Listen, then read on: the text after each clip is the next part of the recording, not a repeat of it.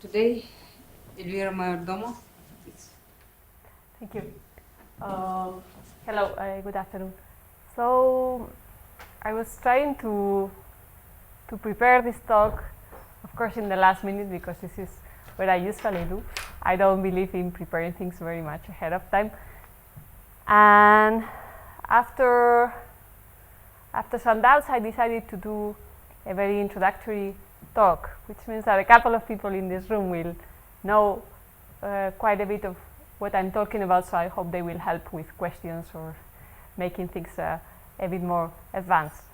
So the title of the talk is Effective Fractal Dimension in Computational Complexity and Algorithmic Information Theory. But since I wanted to end up explaining you a little bit of what I've been working on, or I'm currently working on, in case you want to come back by my office and talk about it, I will probably mostly stop in computational complexity.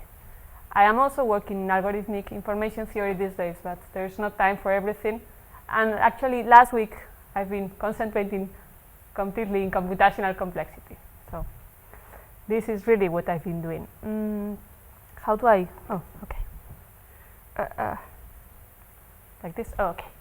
So I will start spending a few minutes, not too many, talking about the new characterization of fractal dimension, because I think it's interesting in itself, and because it's the key of how we do effectivization of this dimension. And then I will mostly concentrate on computational complexity, on what is the use of this resource-bounded dimension or effective dimension in computational complexity. And as I tell you, well, if I really have too much time, I may start a little bit on number 3, but probably not. There is more. Actually, effective dimension also has some interesting applications. I don't know if calling it an application is at least uses in Euclidean space. Let's say in geometrical in geometry again. Okay, talking about things like curves, computable curves, self-similar fractals, etc. But for this, I will say nothing today. But it's something that I've been working a lot lately. But it's so actually, for instance, my very last paper you'll find in my web page is about this. But today, nothing about that. Maybe in other talks I plan to give in Cambridge during this couple of months. Okay, so I am talking about something that is called Hausdorff dimension. Probably most people in the room are familiar at least with the name. It's very used in fractal geometry. Something that can be defined in any metric space. Today I will concentrate in what is called Cantor space. That is a set of infinite strings over a finite alphabet. And actually, I think in this talk we can just use binary alphabet. So even if I think the slides are written all over with sigma, just assume that sigma is always the binary alphabet. So just a little bit of intuition of what this dimension means. Well, what Hausdorff wanted to do with dimension was to generalize the idea of integer dimensions. Okay, so lines are dimension 1, surfaces are dimension 2, etc. Volumes are dimension 3. So, well, the idea is that if you have a line of length 1, you can cover it with n balls of diameter 1 over n, etc. If you have a surface of, let's say, a square surface 1 by 1, you can cover it with n square balls of diameter 1 over n, more or less, depending on what you define as balls. And if you have something like a cube, then it turns out that you have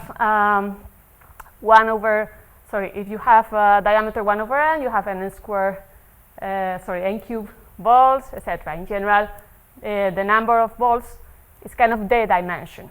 And this is the definition. So, I mean, this is the intuition, is that if you can cover with the number of balls times the diameter to the s, it means that you are in dimension s. So this is the formal definition. So let me just quickly read it. If you have an s and a delta, h as delta of a set A is you want to cover set A, okay? So you're covering set A with covers of diameter less than delta, and you're taking the infimum value of the sum of the diameter to the s. Okay? And so hs is what is called s halves of measure, and it corresponds to the limit when delta goes to 0. Okay, so what happens when I am taking covers of a smaller and a smaller diameter. And the house of dimension is the smallest s, actually the infimum, for which the s halves of measure is 0. So actually I plan to write something on the block so we could compare. Oh, it's written afterwards, so no, I won't dare.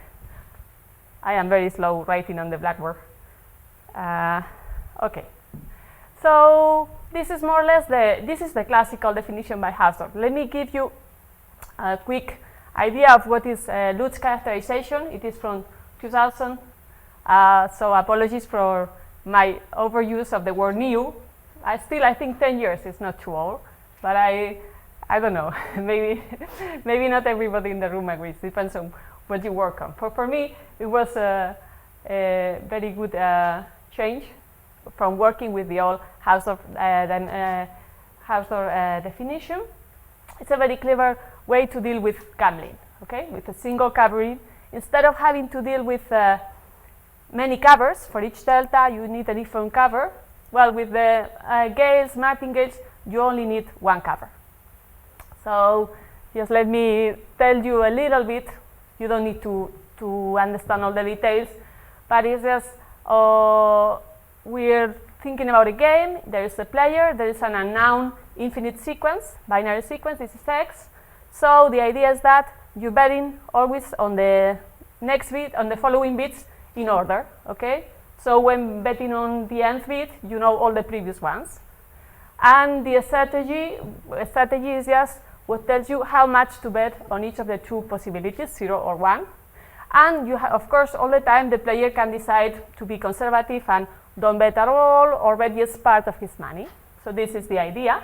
So if the player wins, he multiplies by 2, as we're saying binary all the time, the part that he's bet, okay? The part that he's betting the correct outcome, he multiplies by 2. Of course, the house takes a fixed percentage. This is what makes it, this can be a not fair game. So a martingale represents a strategy for this game when the house takes nothing. Okay, so if you probably have seen definitions similar to this, if you've ever looked at things like Martin law of randomness, etc., this would correspond to just a fair game in which, well, you double what you bet on the correct answer, but the house takes nothing. This idea of the house taking part of the of your money is what is corresponds to an S-Gale. The S is a parameter, and it adapts itself depending on how much money the house is going to take. So the smaller the S, the more the house takes. You can, well, if you are familiar with this kind of definitions, you can have a quick look at the ways. It's just the idea is that the smaller the S, the harder it is to win, okay? Because the house takes more money. So using this definition of S-Gale, you can now characterize a house of dimension again. So this is the alternative characterization. You use the idea of success.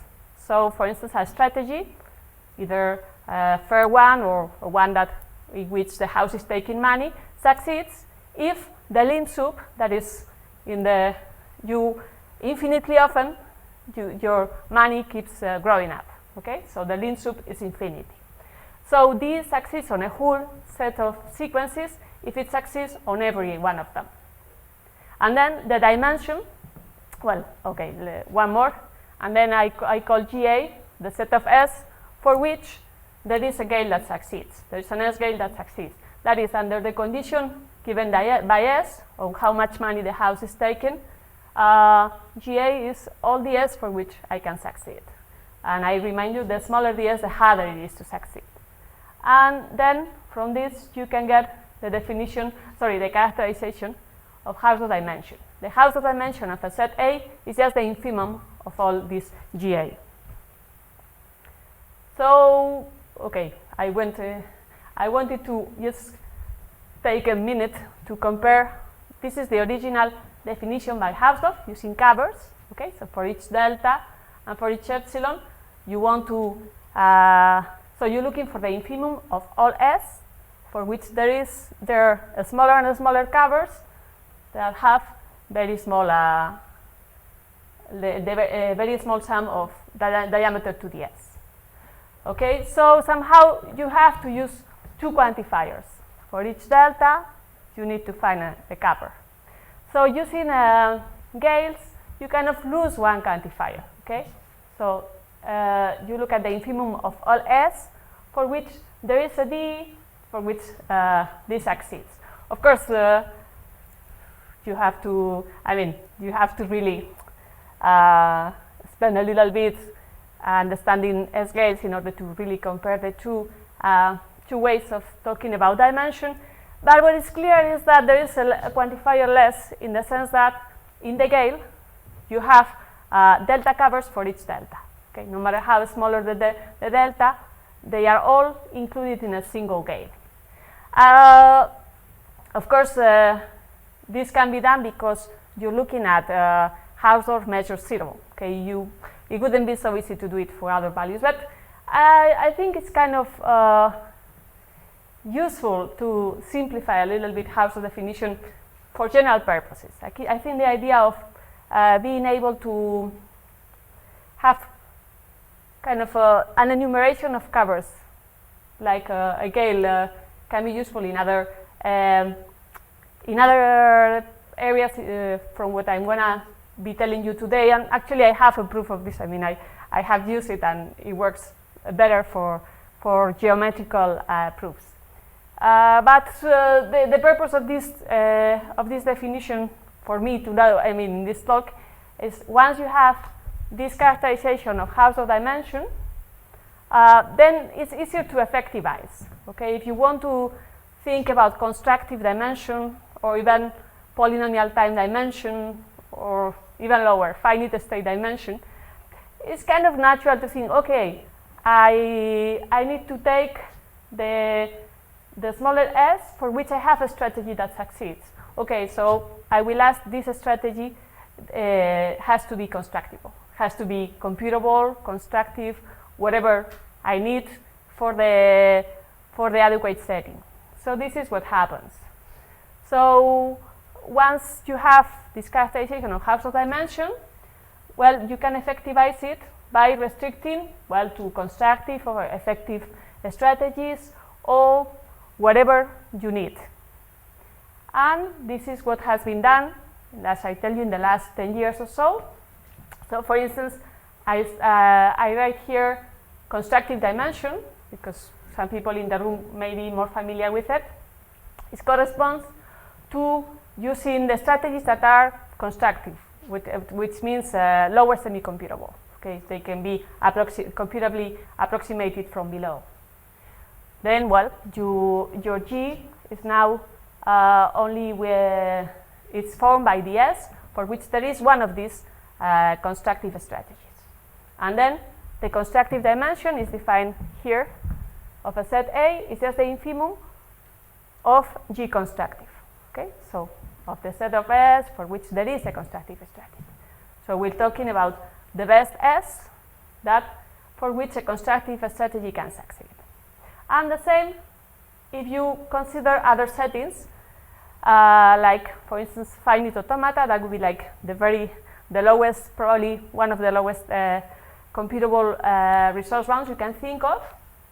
You can have finite state dimension just by requiring that the Gales have to be finite state computable, which is, well, probably I won't get there today, but it's kind of a natural definition using finite state transducers, okay, machines with output. Polynomial time is just you can require that the Gales have to be polynomial time exactly computable. It is equivalent to consider more natural ideas of just approximable in polynomial time. But you can just say exactly computable, which means that probably then the output needs to be irrational. But that works. That's not a problem. And you can also do the same for polynomial space, etc. And also, each of these resource bounds, each of these effective dimension, is the right one for a particular complexity class, as I will try to explain you next. Okay, so these are, okay, I started at A, okay. So let me, I think I spent a bit more of what I wanted in the definition of effective dimension, but at least I wanted to give you something that everybody could follow instead of jumping into computational complexity. So what do we do with effective dimension in computational complexity? Well, it's clear it's a quantitative tool. So we're looking at, we have a quantitative tool on the set of all infinite sequences. Each infinite sequence can be viewed as a characteristic sequence of a language. Okay? And in computational complexity, we are looking at languages, at problems. Okay? So for instance, we use dimension, effective dimension, to prove abundance results. Some class is big in another one, for instance. And I wanted to spend a few minutes, probably half of what I have now, giving you a particular example. So let's think we are in exponential time. This E is the class of languages that can be computed in time linearly exponential in the size of the input. Okay, so there is when you talk about languages, so they are sets of finite strings. So the time it takes you to compute or to recognize one of these strings depends on the length of the string. Whereas if you're looking at the characteristic sequence of the same language, then a prefix of that characteristic sequence up to the string you want to know is going to be exponential in what you have. So it's kind of, so if you have a strings of length n, okay, then if you need if you are in this class, your algorithm is going to take time 2 to the n in recognizing it. Whereas if you look at the characteristic string of the language up to x, this piece is going to be length 2 to the n. Just have that in mind, because Gales deal with characteristic strings, whereas algorithms usually deal with input strings. Okay, so in computational complexity, we are very interested in hard sets, of course, because they kind of represent complexity classes. They are the harder you can be. And one of the things we have been looking at for a long time is how dense they are. How many strings are there in a language that is hard? Okay, and this is the definition of exponentially dense languages. A language L is dense if it has at least 2 to the n to the epsilon strings per length. So one thing is that the p dimension I defined, polynomial time dimension, is the right one for exponential time, because you get dimension 1. Okay? The dimension is always between 0 and 1. I don't know if I mentioned that, but it's clear. So for instance, this is a recent result on dimension of what you can reduce to dense set that I will develop a little bit later to kind of tell you what is an abundance result, what you get from it. So it's a result by Harkins and Hitchcock, and it says that the polynomial time dimension, the p dimension of the set that they reduce to non-dense sets, that is this class here, the set X of all A such that A reduces to C and C belongs to the complement of dense. Okay, so non-exponentially dense set. So the dimension of this class is 0. So 0 is kind of the minimum. So it has close to nothing. So what does it tell us about the density of hard sets, for instance? Well, since we know that the polynomial time dimension of E is 1 and the polynomial time dimension of this is 0, means that most sets in exponential time do not belong to this class. So actually, there are not very many sets in exponential time that you can reduce to a non-dense set. So this is far more informative than just telling you yes, no. But of course, from an abundance result, probabilistic method, you can always get an existence result. So there is a set in E that does not reduce to non-dense set. Of course, well, actually there are many, because you can easily view that from a dimension 1 class to a dimension 0, there is quite a distance. And of course, as a consequence, all hard sets for exponential time are dense. Why? Because hard sets means that everything in E reduces to E. So if there is one that does not reduce to non-dense sets, then automatically, of course, all hard sets need to be dense. So this is the kind of idea of how we use effective dimension in computational complexity. Let me tell you a bit more. Even going back to this result, in which we know that almost nothing reduces to non-dense sets. For instance, we can have new hypotheses. You're probably familiar with the hypothesis P different from NP, and from which we try to extract consequences that we believe to be true. But of course, the hypothesis itself, we believe very hard to prove.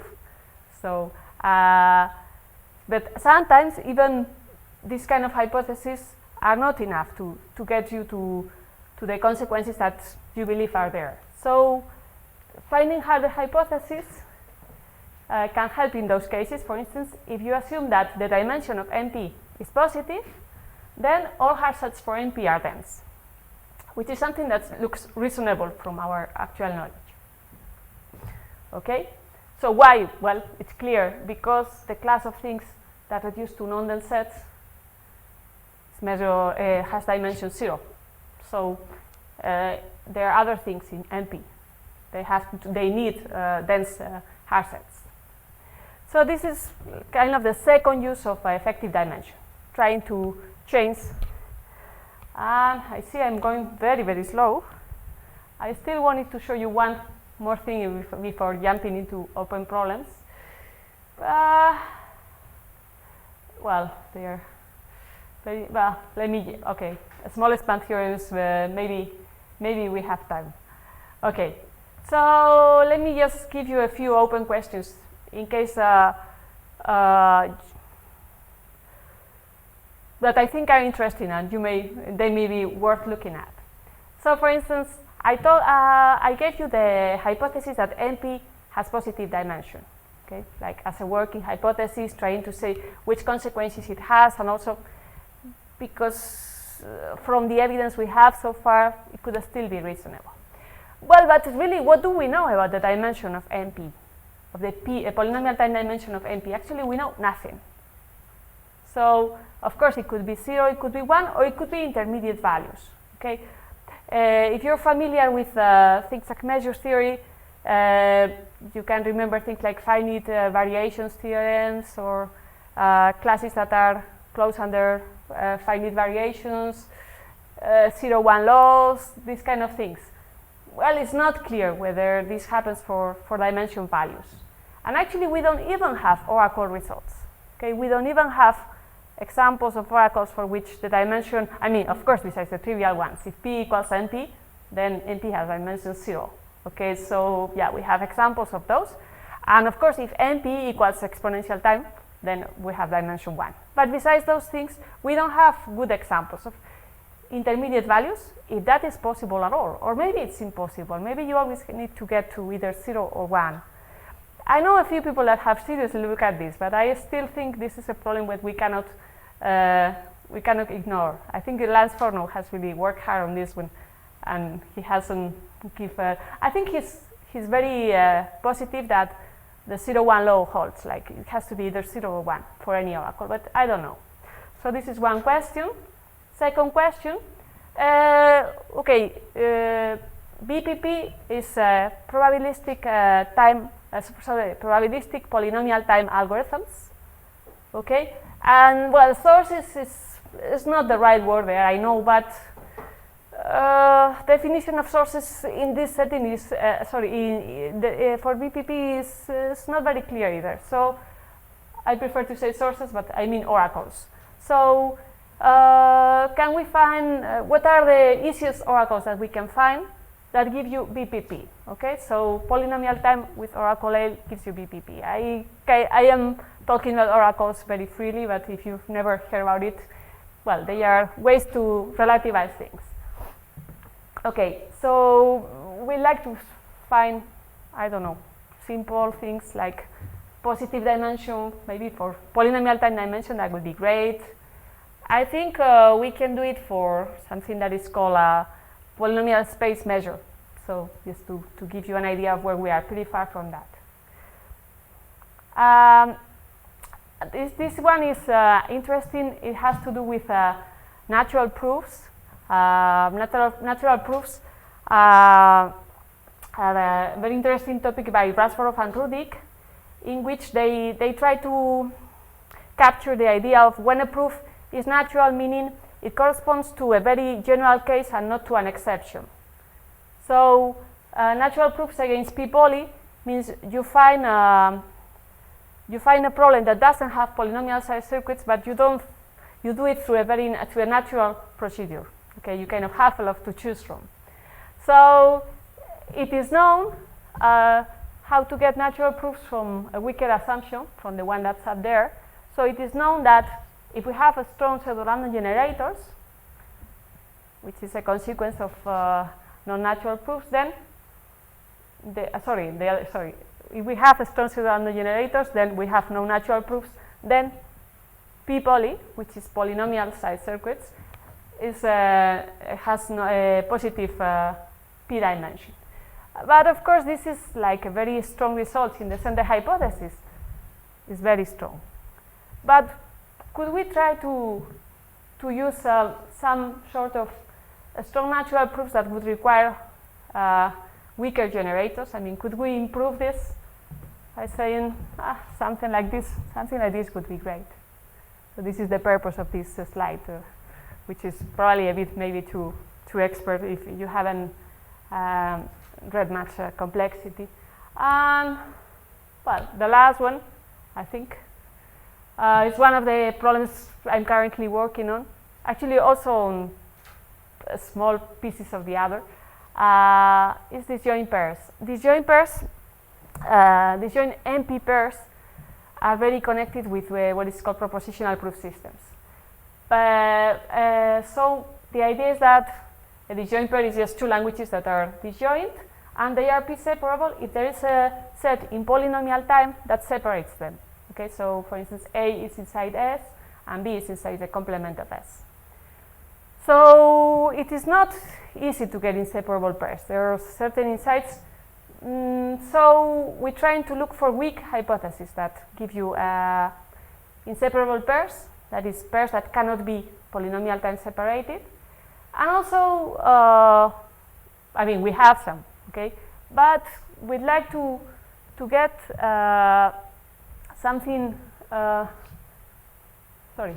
from dimension, I mean from this being positive, p dimension of NP being positive. So I like to get something strongly inseparable in the sense that not only like instead of polynomial time separable, maybe some stronger time there, but also in density terms. Somehow, from a stronger hypothesis, we can build inseparable pairs. But they are pretty weak, so they are not very good in the sense that they don't have many things inside. They're very, very thin. So I hope to get something a bit more, let's see, closer to what is to what we say is by immunity, like.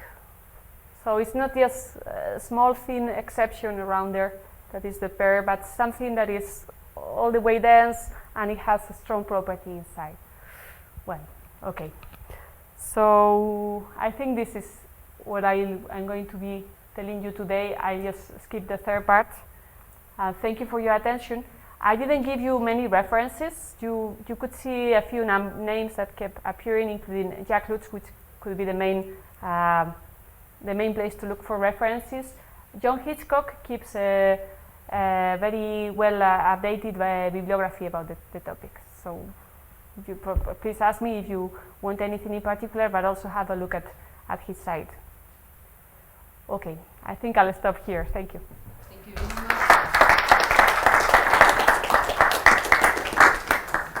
Questions?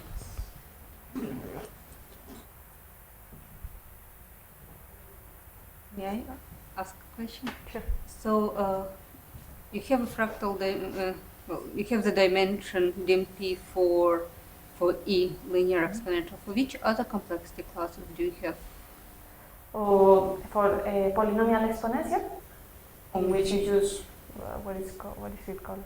Pseudo polynomial, super polynomial, 2 to the log to the k. Okay. And then exponential space, linear and polynomial, of course. Then you can also go below, but there we are not very sure which is the complexity class we're capturing, like things like push-down machines, etc. So would it be dimension sub something bigger? Excuse me? The definition of dimension would have to become. Yeah, I mean, it's basically, I mean, you still do the resource-bound restriction on the strategies, but we don't know exactly where you get dimension 1. And then, yeah, there are a few other. You can also have the exponential hierarchy. It's like the polynomial hierarchy by the exponential. What is always a bit of a pain is when you go below exponential time, because of this duality I was telling you, the characteristic sequence versus the string. So you can do it, but you have to deal with annoying details. Also, what do I do in logarithmic time if I that kind of things. But yeah, there are several interesting ideas there too. For instance, finite state gets away from this by doing local computation. Okay, we just read the input bit by bit with a state machine. What is the smallest class which is known to have positive dimension? I mean, this DMP. Positive dimension. Well, classes that are defined like things like bi-immunity, P bi-immunity, or classes that have to do with learnability. I mean, in usual complexity theory, yeah. sense computational class. So The for problem example, is not P space, right? That's probably open. it's open. Yeah, the problem is, yeah, of course, you're asking for more than separations. They have to be like side separations. Yeah, so no time versus time or space versus space. Only the obvious. So is there an example where the classes can be separated, say at least in oracle sense, and the dimensions are the same? Yeah, I'm sure there is. I don't have an example like this, but yeah. If you use like oracles, yes. What happens if you make assumptions like, co-NP is not an NP/poly or something like that? So do you get anything from that Hitchcock, the co-NP is not an NP/poly, then NP is exponentially dense? Mm-hmm. Yeah, but they don't use dimension in those results. I know they don't use dimension, but okay. but the consequences are a similar idea that it says that this class is big. Mm-hmm. I mean, of course, without thinking much, in the second level of the exponential hierarchy, you'll have dimension 0, etc. But I don't know still how to compare that with exponential time. So I mean, if you use e to the np dimension, kind of.